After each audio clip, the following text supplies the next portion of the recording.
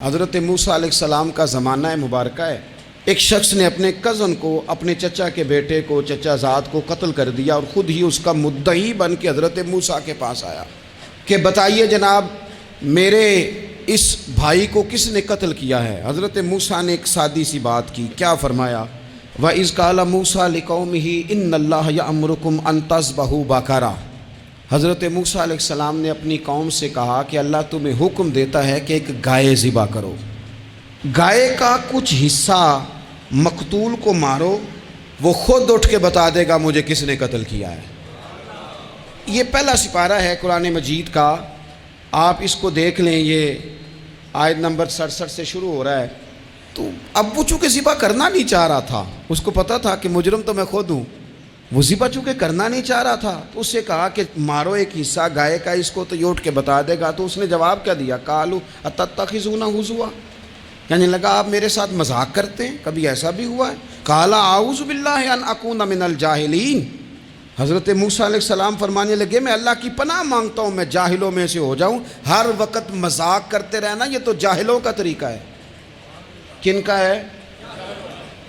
حضرت موسیٰ نے کہا ہے، قرآن پاک ہے، ہر وقت مذاق کرتے رہنا۔ خوش طبعی اور چیز ہے، مسکراتے رہنا، لیکن کسی کا مذاق ہر وقت اڑاتے رہنا کن کا طریقہ ہے؟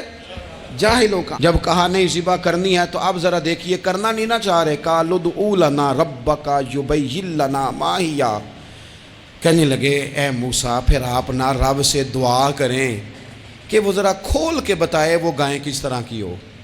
ارادہ نہیں نہ ذبح کرنے کا، آپ دعا کریں۔ قال انہ یقول انہا بقرۃ لا فارض ولا بکر، فرمایا کہ رب کہتا ہے وہ گائے نہ بوڑھی ہو نہ زیادہ بچیا ہو، عوان بین ذالک، ان کے درمیان ہو، یعنی جوان گائے ہو۔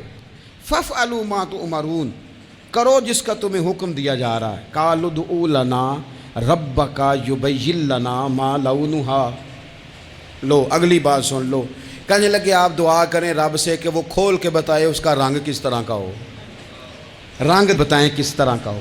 قال انہ یقول انہا بقرۃ صفراء، فرمایا رب فرماتا ہے کہ صفراء رنگ کی ہو، یعنی گہرے زرد رنگ کی ہو۔ یہ رب فرماتا ہے اس طرح کی گائے ذبح کرو۔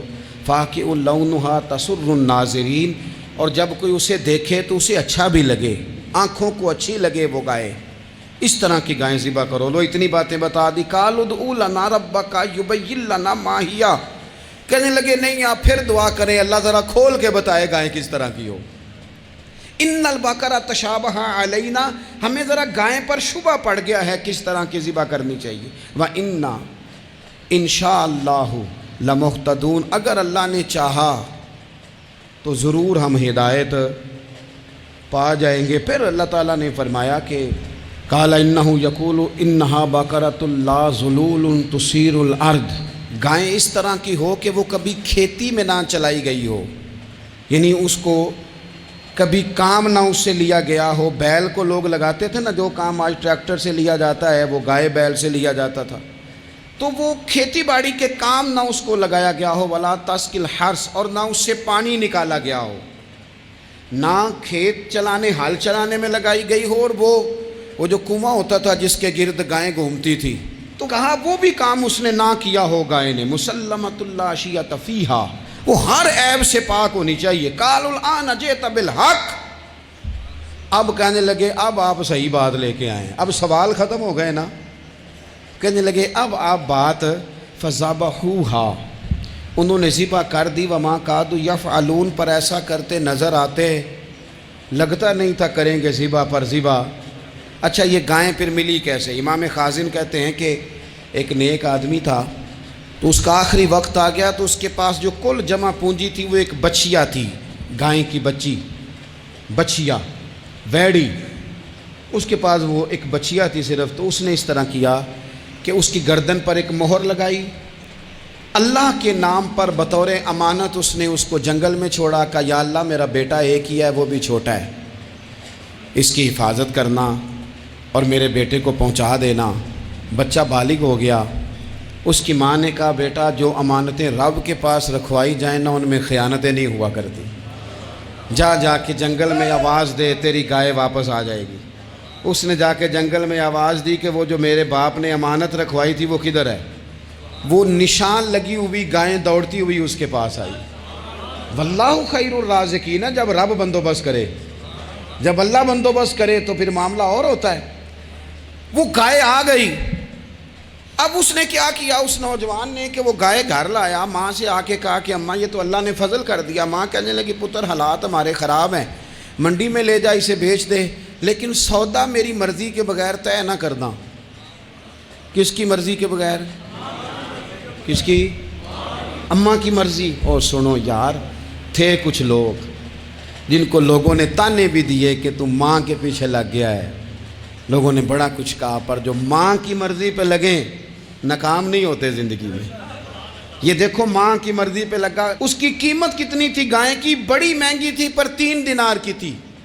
منڈی میں لے گیا، 3 دینار اس کی قیمت لگ گئی۔ تو ماں نے کہا تھا میری مرضی کے بغیر سودا نہ کرنا۔ اب بچے تو نہیں نہ مانتے، اماں کو کیا پتا باہر بزنس کیا ہے، لین دین کیا ہے، پر ماں نے کہا تھا میری مرضی۔ بندہ دے رہا ہے اسے 3 دینار، اس نے کہا جی میں نے طے تب کرنا ہے، ڈن تب کرنا ہے، پہلے اماں سے پوچھنا ہے۔ گھر جا کے اماں سے پوچھا، اماں کہنے لگی دے دے۔ واپس آیا تو اس نے کہا کہ میں 6 دینار دیتا ہوں پر میری شرط ہے، ماں سے نہیں پوچھنا۔ اس نے کہا تو 12 بھی دے، ڈن تب بھی ہونا ہے جب اماں نے کہنا ہے۔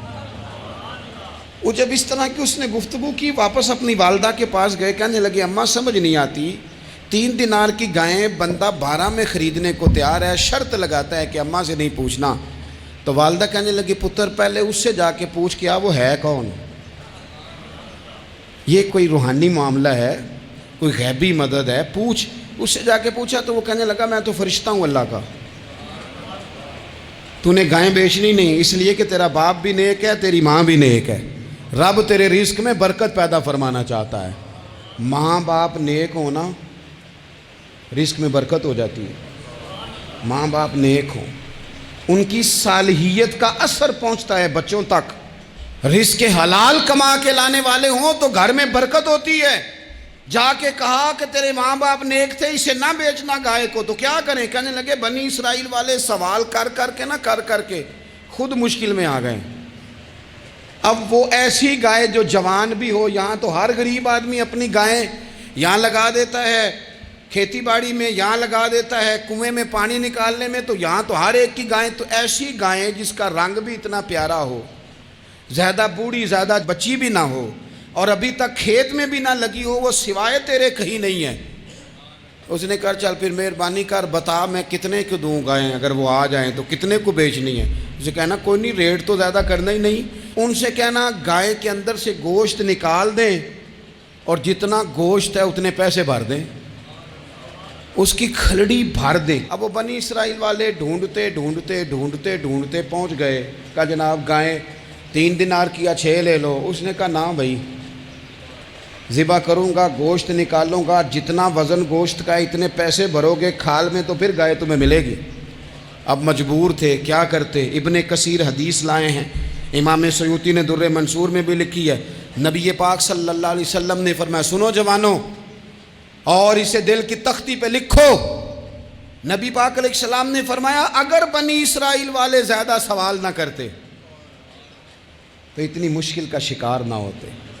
انہوں نے سوال اتنے کیے کہ چارہ نہیں ہے اب ان کے لیے، چارہ نہیں ہے اب ان کے لیے کہ یہ ادھر ادھر جا سکے، مجبوری بن گئی ہے، یہی گائے خریدنی ہے، یہی لے جانی ہے۔